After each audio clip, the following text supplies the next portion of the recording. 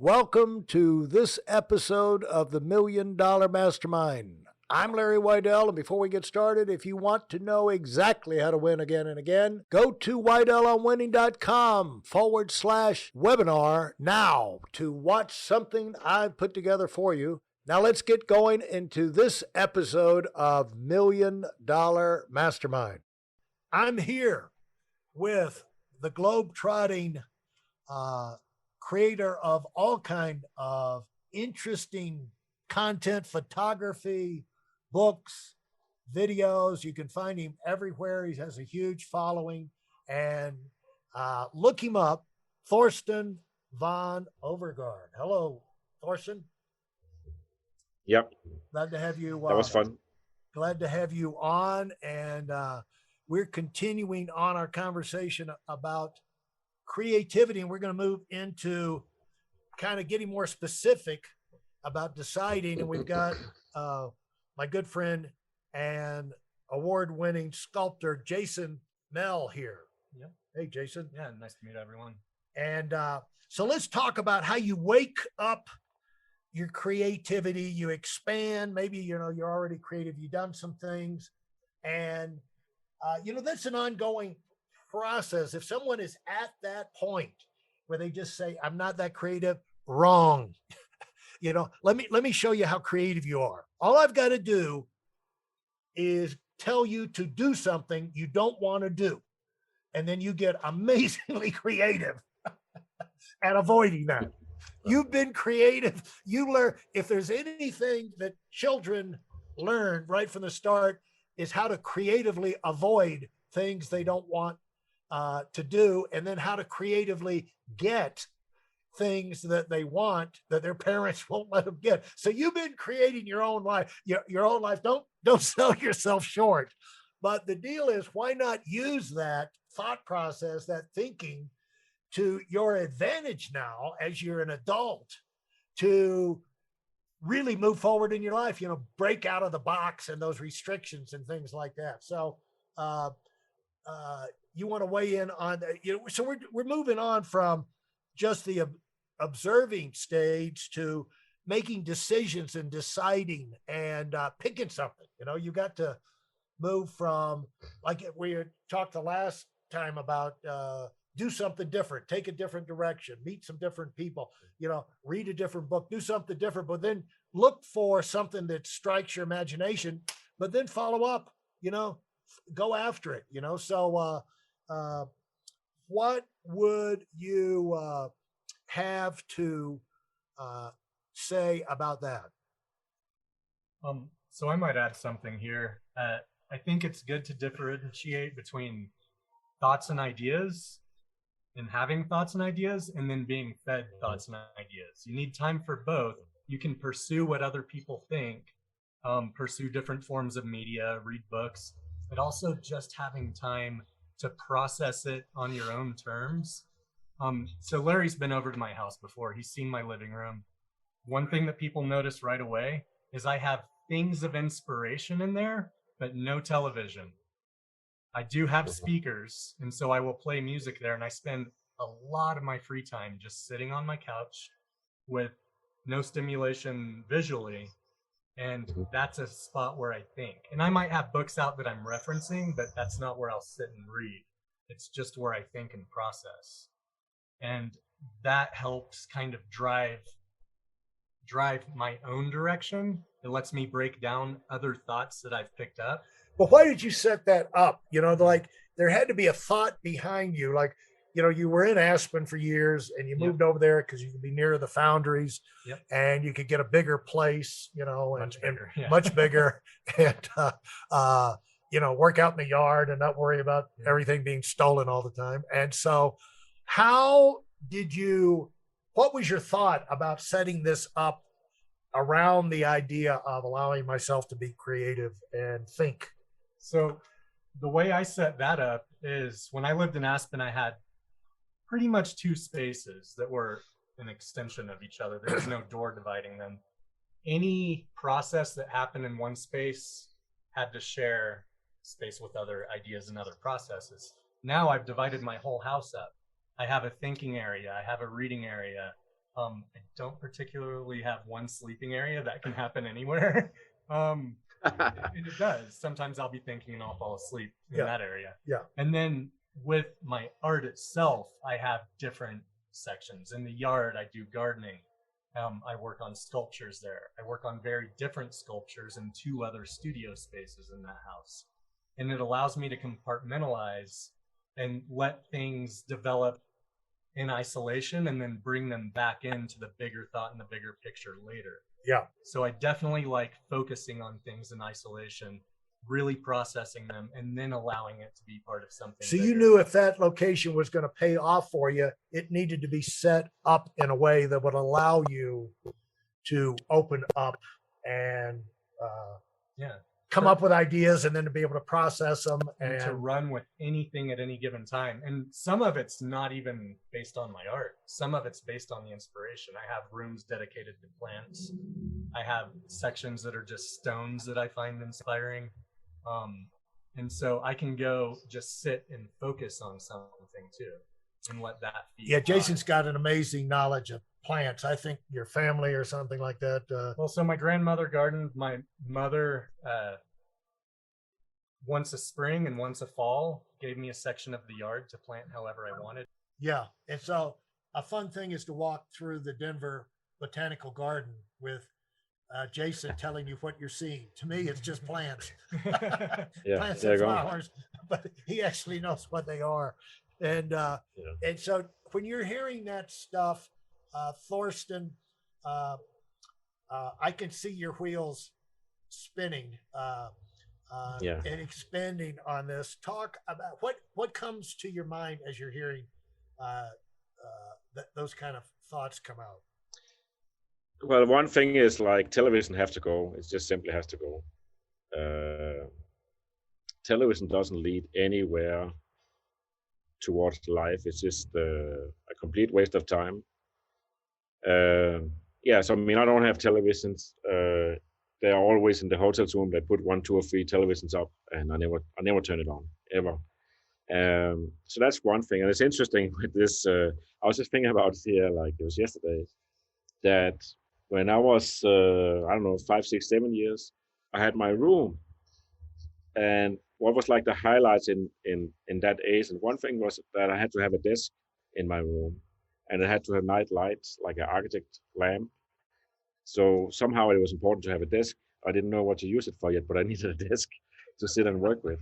And then when I got my first reel-to-reel recorder, I could compile my own music from the radio or wherever I got it from. And the funny thing is basically like that. It's like when we drive and we'd have to choose a hotel, it'd have to have a desk, and I have my own speakers with me. So it's kind of like the same setup. Still a table and music, you know. But it's not. I don't use music in that way. Well, I used to have a music room. I was just sitting and listen to music, and I find it very inspiring. I also find a way to change the mood or change gear. You know, you're dealing with something, and then you sit down and listen to music, and you're in a different universe suddenly. So that's a good way to reset. You're going to say if you're busy with something or you're unhappy or you're concerned, you just listen to music, and 10, 20, 30 minutes later, you're like a new person. So that is, that's always a source for inspiration, even no matter what kind of music you listen to, I think. So,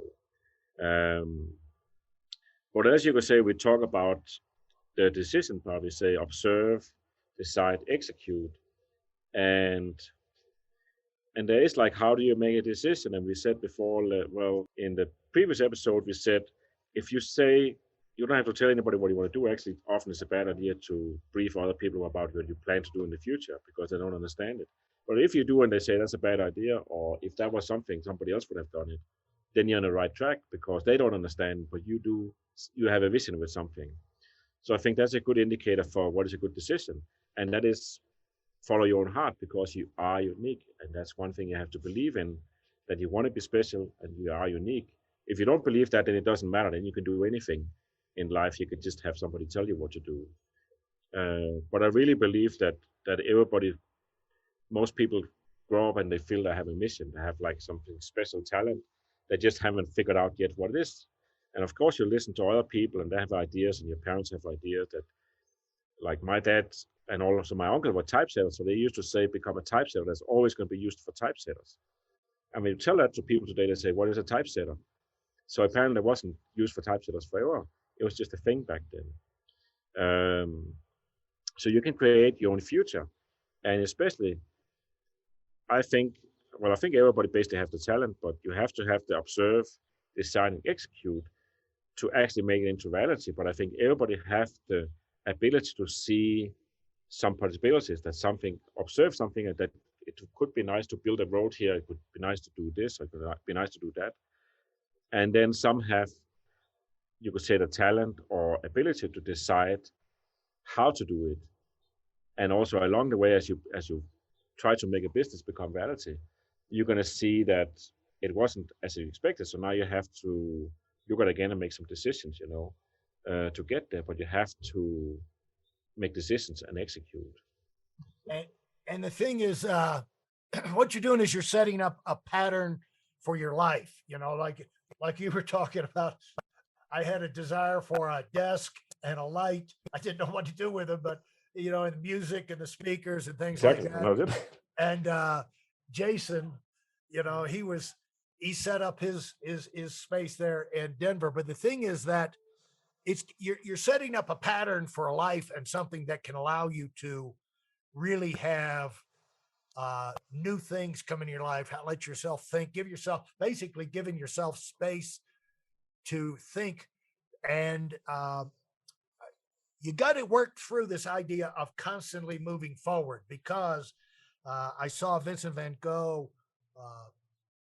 documentary a few days ago, and he was saying that, or maybe it was in books, but he said, like, outside of he said, you go through, it was something like you go through terror and frustration, or desperation and terror, on the way to the door to a great work of art. It's true. And you're questioning yourself, and you're challenging yourself, and you're pushing yourself. And so the thing is, you can't just center your life around looking around for inspiration, because basically, past a certain point, inspiration is for amateurs and professionals. I'm going to say this, see if you guys want to clean it up. Professionals just go to work. They've made the decision. This is what I want to do. I can't wait for nobody else going to show up. Nobody's going to show up at the front door with the answer to this particular thing.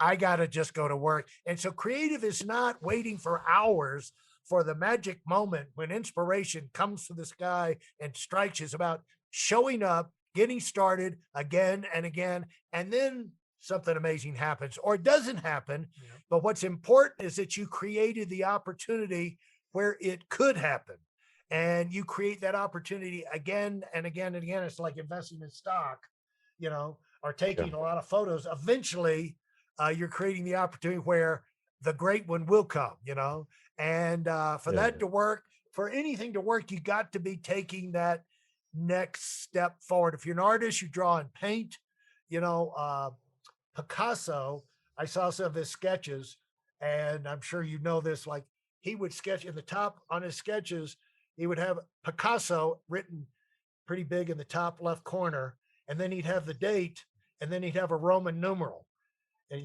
Roman numeral 1, number 2, 3, 4. And what that was how many, which sketch for that day it was. Yeah. Hey, listen, there's a lot of information online, but there aren't a lot of people who've actually done something. In my case, I've actually built a successful business that's accrued over $5 billion in assets under management, and has done well even during trying times. Now, if you want to know exactly how I've done this, go to whiteelementwinning.com/webinar now. I've compressed a decade of learning into 5 short weeks just for those of you who want to give yourself an incredible advantage and are tired of waiting and watching others move up. And so you also said something go ahead. Yeah, jump in. Not expecting to continue at the same rate forward. You always work forward. Yeah. You don't stop working. Yeah. But success comes in like punctuated equilibrium, meaning There's moments where it's a huge step forward, and then many moments where it feels like you're working, but you're not making progress. But you have to be doing that work even when the progress isn't happening. Because in that moment of punctuated equilibrium, you're going to make huge leaps forward. And that isn't just with making art, that's in anything in life, because everything in life takes creativity and that pushing forward, even when it feels like you're not moving forward. You know, I remember when, even in the business, you know, we recruited, trained, and people to open their own office and everything. And we'd have recruiting meetings once a week. And I remember Art Williams saying, you know, sometimes you have one person show up, sometimes nobody shows up, you know, and then sometimes you have a big crowd. He said, it doesn't really matter how many show up. It matters that you keep doing the meetings. So yeah, no, but I mean, you said you would refer to my newsletter, and I did a newsletter just a few days ago, a week ago, about, well, you could say, who do you listen to? But you could say, one of the things I had in that, I said I had dinner in Paris with a creative person that he charges 20,000 euros a day, and everybody said, wow, he's doing great. His biggest problem was that he was doubting himself all the time. But, and then you could say, my only thing I'm saying from that is that, no, I think that just continue to do what you decided to do, that's a great thing, because you do have good days and bad days, and you can have bad periods, you know, but you just decide, no, this is what I'm doing, you know. And you could say, it's almost, for me, I must have made a decision at some point. No, I need a desk. I'm going to sit by my desk and turn on the light and then see what I come up with. And that's how I got into writing and advertising and everything, and later photography and all the stuff I do now. You also said in there, I need a desk. You said, don't invalidate yourself. Yeah, and that is the thing that you could say, that invalidation is doubting yourself. And I said, like, invalidation is basically, definition of invalidation is all the things, well, it's like you feel less, but you could say it's the headline for all the undone projects. It's something, you get this idea, observe something, you get the idea to do something, but then you don't decide, or you wait for somebody else to tell you to do, or tell you it's a great idea.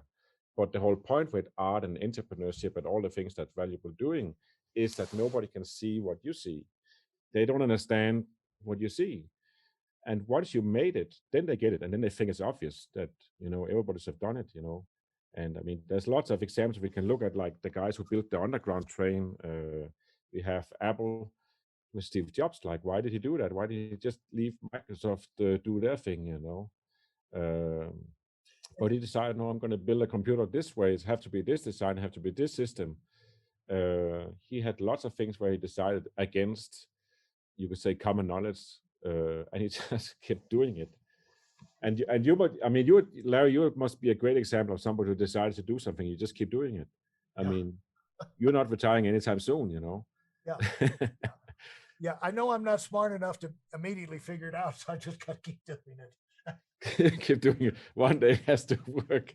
Yeah, but that's true. You know? Eventually I will have made all the mistakes, and then they will be out of the way, and then I can just do it the way it's supposed to be done. Yeah. But you know, Thorsten, exactly.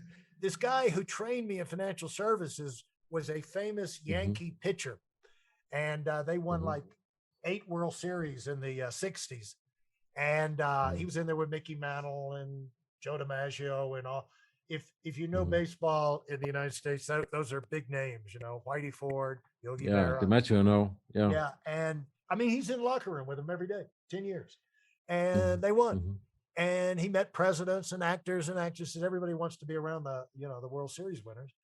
And he was a prominent guy on the team, because when they came up with a player association, he was elected president for the team, you know, the top rep.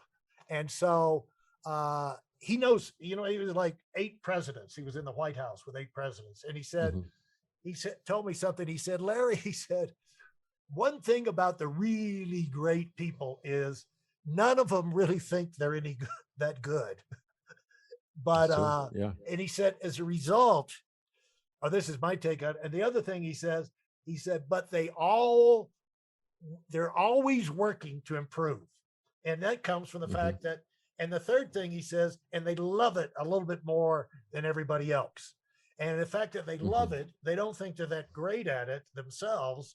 And so they're always working to get better. And that's what gives them that upward momentum and allows them Mm-hmm. to come up with those creative type solutions and things like that. And that's where you have to put yourself. You have to put yourself out on the edge like that. And, you know, that's why it's so important to observe what turns you on and decide if you're going to pursue it or not. And that gives you the freedom to feel like this is the right path for me, you know, until you reach a point where it's not. You want to jump on? There's also this duality in life, especially as a creative, but it applies to everyone. If you're a successful creative, you tend to notice your failings. Yeah. A lot more. And other people are noticing your successes. So the image and the image portrayed a lot of times is only the successful points. People don't always see all these failures that you don't show the world that it took to get to that point. So don't think that all these successful people around you just magically got there. They aren't showing you all the things that happened to get there. What a great takeaway. And you have something you would like to add as a final word, Thorsten, on, you know, this deciding phase. And then we're going to come back and we're going to talk about the executing here in a minute. But any last word you'd like to leave people on the deciding portion of your upcoming book? You could say, I mean, you would say one thing you have to believe in yourself. And Jason, this thing you say is like reminds me that it's interesting. Like I take photographs and I look at other photos, and some photos I like and some I don't really notice.